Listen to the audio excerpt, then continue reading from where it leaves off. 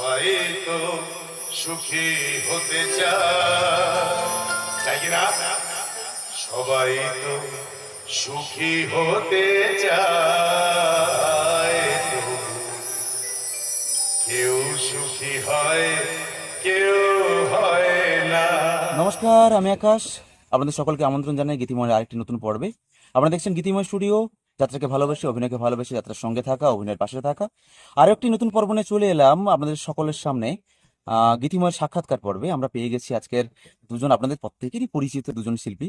একদিকে রয়েছে অঙ্কিতা দি, দিদিকে স্বাগত জানাই গীতিময় পর্বে। Thank you. আর দাদা রয়েছে সৌরভ দা। প্রথমবারের জন্য তো দুজনকে পেলাম, হ্যাঁ তাই তো? হ্যাঁ, একদম। আচ্ছা, এবছর প্রথম।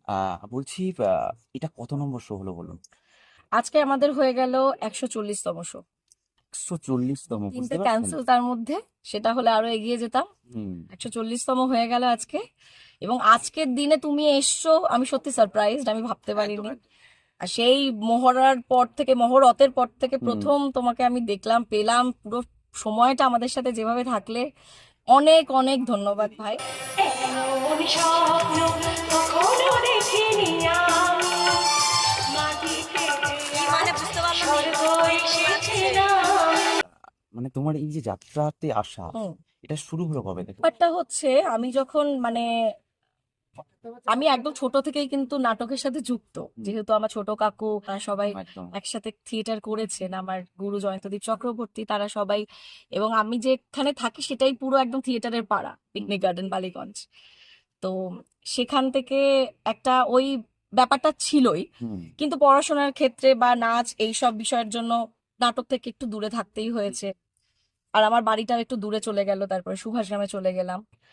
কিন্তু এইচএস এর পর আবার পুরোপুরি ফর্মে ফিরলাম, থিয়েটারের ফর্মে। সেটা ছোট কাকুর হাত ধরেই আবার বললেন যে কি করবি এখন, ফাঁকা আছিস, চলে আয়। কিন্তু অভিনয় নিয়ে আমার কেরিয়ার গড়ার সত্যি কোনো পরিকল্পনা আমার ছিল না।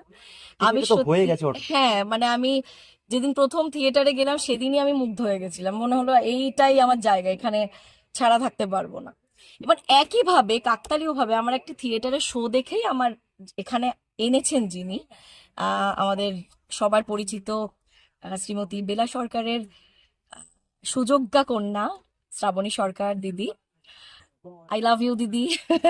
তো দিদি প্রথম আমার খোঁজ নেন, প্রথম প্রোডাকশন আমার ভারতরত্ন অপেরার গরিবের দেবতা অভিরাজের সাথে। তো সেখানেই আমার কাকতালীয় ভাবে আসা। আমি কিন্তু একদম না বলবো বলে এসেছিলাম, কারণ যাত্রা, সত্যি বলছি, এটা আমার পিছিয়ে থাকা যে আমি তার আগে যাত্রা কোনোদিন দেখিনি, দেখার সৌভাগ্য হয়নি আমার। কিন্তু প্রথম যেদিন রিহার্সালে এলাম, এই লাইভ মিউজিক, লাইভ লাইট সব হাতের কাছে, এত ভালো ভালো শিল্পীরা, অভিনেতা অভিনেত্রীদের দেখে তখন একটু কনফিউশনে ছিলাম, কিন্তু যখন বাড়ি ফিরলাম তখন মনে হলো না না না না, করাই যাক। যদি আমার মনের কথা তোমার মনের কাছে পৌঁছে যায়, হতে পারে এই খোলা আকাশে আকাশে পাশাপাশি বসতে চায়। জার্নিটা পুরোপুরি থিয়েটারের মধ্যে দিয়ে, এবং ওর সাথে আমার পরিচয় থিয়েটার করতে করতে। তাই? হ্যাঁ, আমিও সেই 2011 সাল থেকে, মানে ছোটবেলা থেকে নাটক করতাম, হুম। কিন্তু সিরিয়াসলি করা শুরু করি 2011-তে, ওই কলেজ পাস আউট হওয়ার পর। তখন ভাবলাম যে এবার সিরিয়াসলি নাটকটা করবো। তখন আমি নান্দিকার জয়েন করি, হুম। নান্দিকার থিয়েটার দল। ওটা সব থেকে নাম করা। ওটা মানে আমরা ওয়ার্কশপ করতে গেছিলাম, হুম, হুম। এবং সেখানে অদ্ভুত একটা মজার ঘটনা ঘটেছিল। 6 মাসের ওয়ার্কশপ ছিল। সেখানে হয়েছিল কি, সেখানে 6 মাস ওয়ার্কশপ করে 70-80 জন ওয়ার্কশপ করছে, তারপরে তারা বিভিন্ন জায়গায় চলে যাবে। 1.5 মাস হয়েছিল ওয়ার্কশপটা। সেখানে আমার কাছে একদিন বিকেলবেলা, আমি খুব এক্সাইটেড, 1.5 মাস হয়েছে সবে, রুদ্রপ্রসাদ সেনগুপ্ত, সোহিনী সেনগুপ্ত, দেবশঙ্কর হালদার, ওনারা আমার ক্লাস নিচ্ছেন, ওনারা ক্লাস করছি, 1.5 মাস হয়েছে।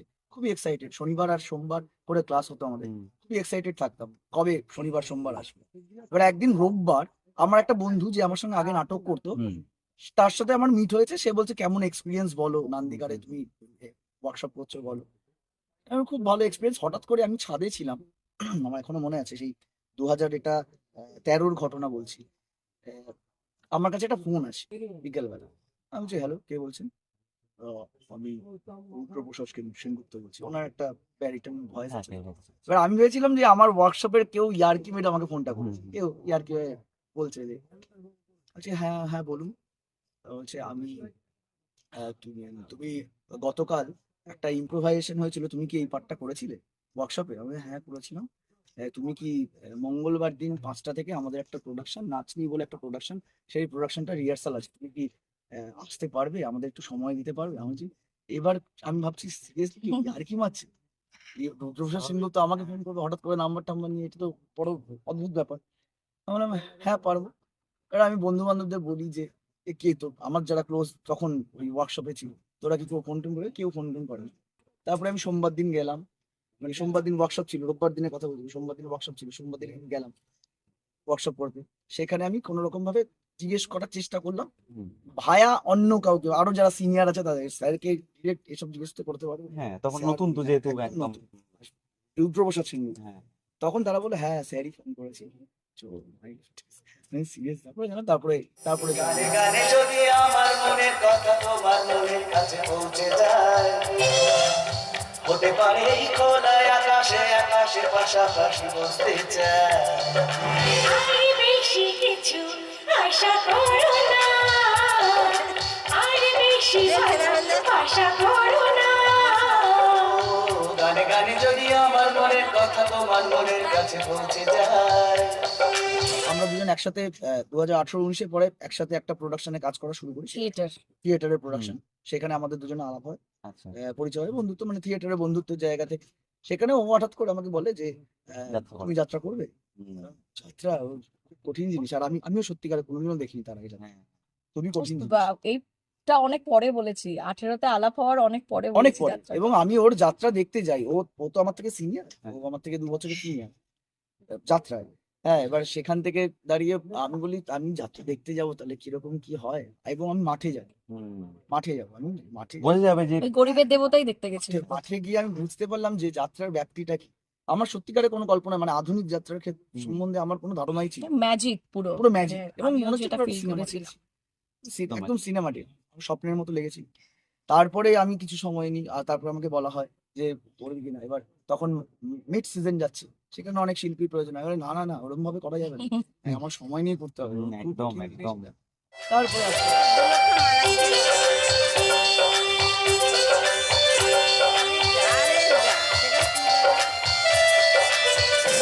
ও আজকে বলবে কালকে দেখা, কালকে বলবে পরশু একা, পরশু বলবে ভুলে গেছি যা। সবই যখন গেছো বুঝে, নোংরা নিজের জগা খুঁজে, জানো বাবা হাঁটতে পারি না। ওই দেখো আজ বিকেলের গায়ে সোনা লেগে আছে, গুঁড়ো গুঁড়ো বিকেলে তুমি কেন কিছু দেখেও দেখছো না? মনে করি যদি স্কুল বলো, হুম।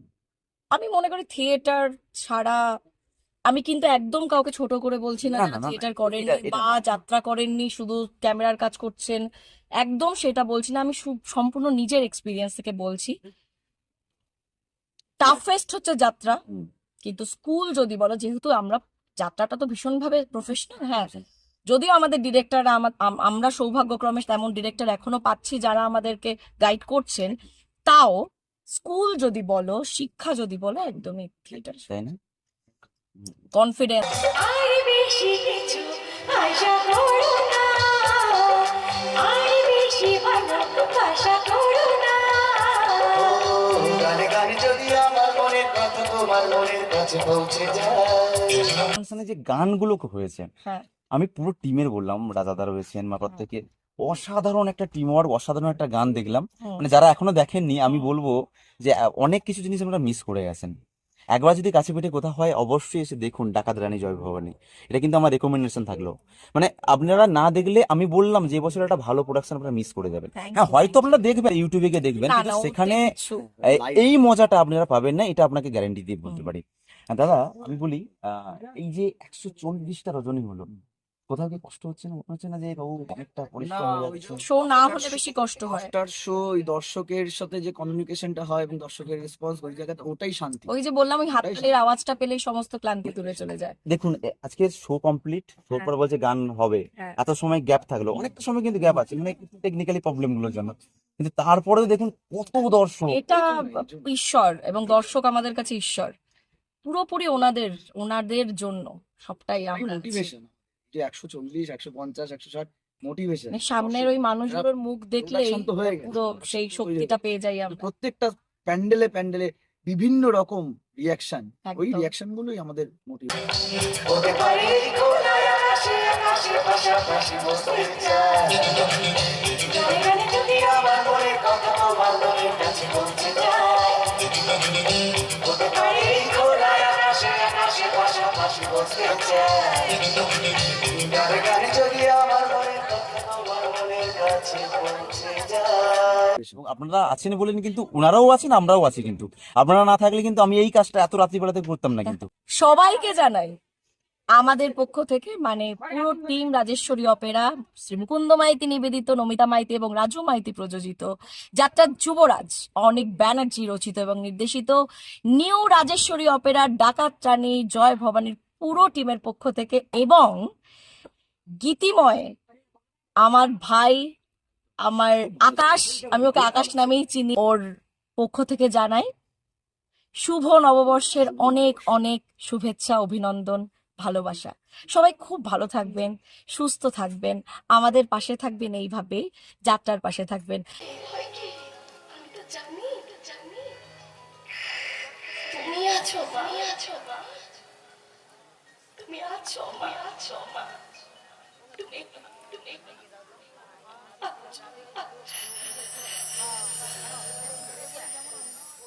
জননী আমার তুমি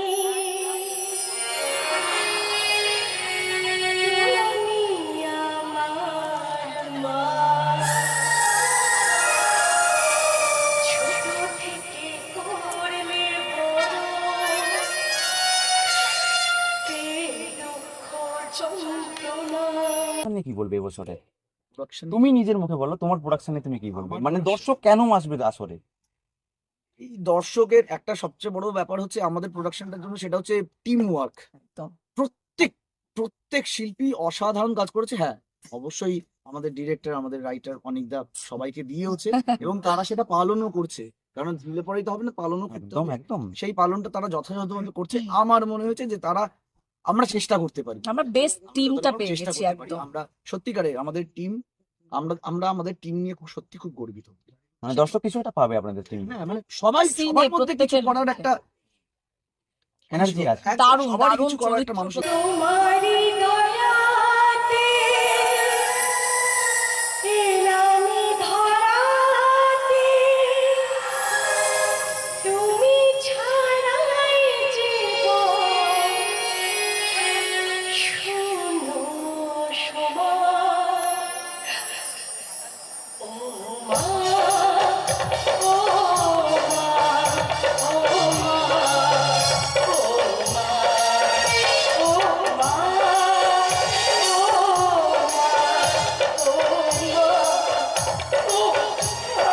অনিকদার কথা বললে, কারণ অনিকদার সঙ্গে তো আমার প্রথম বোধহয় জার্নিটা শুরু করেছিলেন প্রদীপ দা অনিকদাকে নিয়ে, ওই বারুদেশতুপি বর্ণিশাকে, সেই বছর থেকে আমার জার্নি শুরু। আচ্ছা আর আচ্ছা। তখন আমাকে কেউ চিনতো না, মানে যখন অরূপদার সঙ্গে দিদি অভিনয় করছেন আমি একদম পিছনে এসে দাঁড়িয়ে দেখছি, কিন্তু মানে তখন শুটটাও করতে পারে না, কেউ চেনে না আমাকে। তখন কিন্তু অনিকদা আমাকে বলেছিল যে হ্যাঁ, এইরকম যখন করার চিন্তা ভাবনা করেছিস, কাজ কর এবং এই ফিল্ডে তুই থাকতে পারিস এবং এই ফিল্ডে সম্মানও পাবি। এবং উনি এই ইন্সপিরেশনটা কিন্তু সবাইকে দেন। অবশ্যই, মানে ওনার মতো মানুষ হয় না, আমি এটুকু বলতে পারি। রাইটার হিসাবে এবং ডিরেক্টর হিসাবে, মানে কোনো দিক থেকে তো এগোনো পেছনে যাবে না, এটুকু জানি। অনিকিতাকে তুমি এবং মানে, অভিনেতা হিসেবে হ্যাঁ, আমি অভিনেতা যাবো না, কারণ অভিনেতা হিসাবে সবাই জানে যাত্রা যুবরাজ হয়ে গেছে, বাট আমি বলছি রাইটার এবং ডিরেক্টর হিসাবে অনিকিতাকে নিয়ে কি বলতে চাই। আমার কিছু বলার সাহস নেই এই বিষয়ে, আমি কি বলবো। উনি আমার মানে গাইড, আমার ডিরেক্টর মহাশয়, এবং এই যাত্রাপালাটি দেখলে বুঝতে পারবেন উনি আমার উপর কতটা ভরসা করেছেন, আমাদের প্রত্যেকটা শিল্পীর ওপর কত সূক্ষ্মভাবে কাজ উনি নিজের রিহার্সালের আগে আমাদের রিহার্সালটা রেডি করেছেন। প্রত্যেকটা মিউজিক উনি দাঁড়িয়ে দাঁড়িয়ে রেডি করেছেন, গলা চিৎকার করে করে, নিজের প্রত্যেকটা গলায় সিন। বুঝতে পারছি, ওটা বুঝতে পারা যাচ্ছিল, মানে কিছু জনের, আমি অ্যাকচুয়ালি আপনি যারা দেখেননি বা যারা দেখেছেন তারা বুঝতে পেরে গেছেন, যারা দেখেননি বুঝতে পারবেন যে অ্যাকচুয়ালি না কিছু জন অনিকদার কথাটাই বলছে, মানে অনিকদার স্টাইলটা টোটালি কপি করে ফেলেছে, মানে অ্যাকচুয়ালি উনি দিয়েছেন সেটা, মানে করতে বলেছে যে এরকম করলে ভালো লাগবে, অ্যাকচুয়ালি ওটার জন্যই কিন্তু প্রোডাকশনটা আরো বেশি হাইলাইট হয়েছে। আর অ্যাকচুয়ালি সত্যি কথা বলতে এই প্রোডাকশনটা যারা দেখবেন, দিদিদের জন্য তো দেখবেন, অনিকদার জন্য একবার দেখবেন। হয়ে যাব পাশে নাই কি করে বাঁচি মাগো তোমার স্নেহ না পেলে থিয়েটার করলেন, যাত্রা করলেন, তারপরে এতটা নামও হয়েছে, প্রোডাকশন নাম হয়নি পরিমাণ এখনো। দর্শকের কাছে পৌঁছে গেছেন। কখনো কি মনে হয়েছিল যে আকাশের সাথে এইখানে এসে ইন্টারভিউ দিতে হবে? এটার জন্য আমি ঈশ্বরকে অনেক অনেক ধন্যবাদ জানাই, মাইতি প্রোডাকশনকে অনেক অনেক ধন্যবাদ জানাই যে আমাকে এরকম একটা প্রোডাকশনে কাজ করার সুযোগ দেওয়া হয়েছে, যার জন্য আকাশ আমার কাছে এলো এই প্রথম। এবং না এটাই আমার আরেকটা বিষয় আছে, ক্যারিয়ারের অনেক বড় পাওনা। আমাদের আজকে অন্য কোথাও শো ছিল, হ্যাঁ, আকাশ হাইলি রেকমেন্ড করেছে যে এই প্রোডাকশন দেখা হয়ে যাবো মাগো তুমি পাশে নাই কি করে বাঁচি মাগো তোমার স্নেহ না পেলে এসো মাগো ফিরে এসো ক্ষমা করো ভাগিরে নাও মাগো শেষ বিচার ছেড়ে দাও আমায় ছেড়ে। অসংখ্য ধন্যবাদ আমাদের সঙ্গে সময় দেওয়ার জন্য। তোমাকে অনেক অনেক ধন্যবাদ আমাদের সঙ্গে এতক্ষণ সময় দেওয়ার জন্য। না, আবার দেখা হবে তোমাদের সঙ্গে। নিশ্চয়ই। যাত্রা করতে থাকো, ছড়িয়ে পড়ুক তোমাদের যাত্রার জয় জয়কার দিক থেকে দিগন্তে, পশ্চিমবঙ্গের প্রত্যেকটা মানুষের কাছে পৌঁছে যায়। পশ্চিমবঙ্গ তো শুধু নয়, এখন অ্যাকচুয়ালি ইউটিউবের থ্রু আমি দেখতে পাই অস্ট্রেলিয়া থেকে কেউ কমেন্ট করছে যে আমি অস্ট্রেলিয়া থেকে যাত্রা দেখছি, কেউ বলছে আমি সিডনি থেকে যাত্রা দেখছি। মানে বিরাট পাওনা। ওখানে যারা বাঙালি থাকে তারা দেখছে। আর দ্বিতীয় কথা, এখন ইউটিউবে একটা ভালো জিনিস করেছে, সেটা হচ্ছে ওই ভাষা চেঞ্জ করে দেওয়ার যে পদ্ধতিটা এসে গেছে, যে কেউ যদি চায় সে ইংলিশে দেখতে পারবে, কেউ যদি চায় সেটা বাংলা থেকে হিন্দিতেও দেখতে পারবে। তার জন্য পৌঁছে গেছে বহুত দূরে, সেই দূরে দূর জায়গাতে পৌঁছে যায়। আবার দেখা হবে, একদম। আপনাদের সঙ্গে আবার দেখা হবে অন্য কোনো পর্বে। ততক্ষণের জন্য ভালো থাকবেন, সুস্থ থাকবেন, যাত্রার সঙ্গে থাকবেন, অবশ্যই গীতিময়ের সঙ্গে থাকবেন। আজকের মতো বিদায় নিলাম, বাবাই, নমস্কার। জননী আমার তুমি তুমি আমার মা ছোট থেকে করলে বড় এই দুঃখ যন্ত্রণা তোমারই দয়া